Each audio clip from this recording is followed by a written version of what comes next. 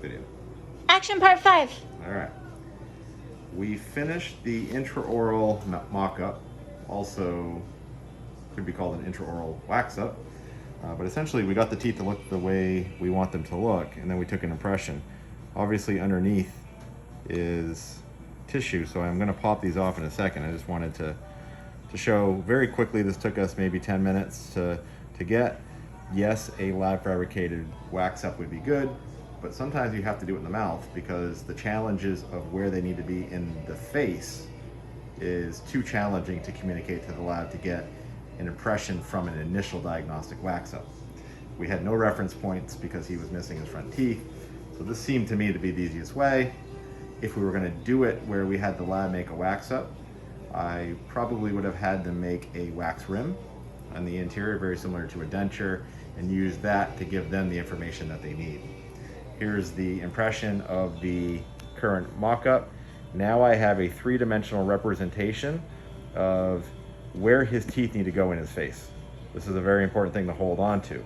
What we're going to do is we're going to pour this up or have a 3D model printed, and then from that we're going to make another Siltec putty. We'll toss this one because this one was from the first wax up, which was a guesstimation based upon where his teeth were teeth were on the model. They ended up being too long. We'll make a new Siltec and then a Essex, clear Essex aligner tray that will be used as our scalloping stent for our crown lengthening. So essentially we'll seat it on, we'll take a number 12 or 15, scallop the tissue. That's the gingival margin. We'll bone sound, or actually lay the flap, and then we'll remove bone 3 millimeters from there to accommodate for the biologic width. Then we'll let him heal, so he'll have an implant, crown lengthening, and then PMMAs on for about 6 months.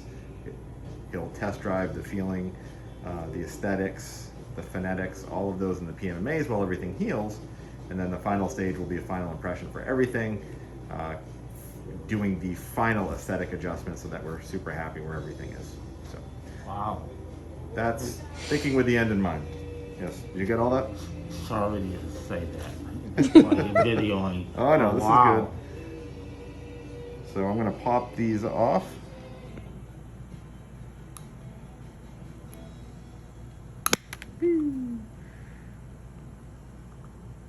Well, off come is temporary. So I'm actually gonna take the temporaries off and make them a new temporary. So let's get this. One may ask the question, could I have just left that on there? Probably not. His gum tissues would have been hard to clean underneath. I did want to go, you still videoing? Yes. So I did want to go over one quick thing.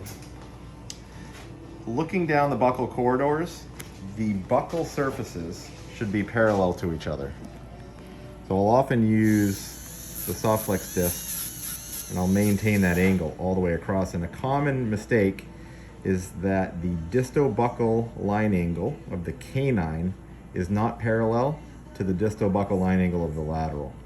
So you'll often have a very bulky or square looking lateral with a contoured canine. It just doesn't look right. So I always try to look down to make sure that I'm matching all of the facial surfaces to each other. And that's it for today.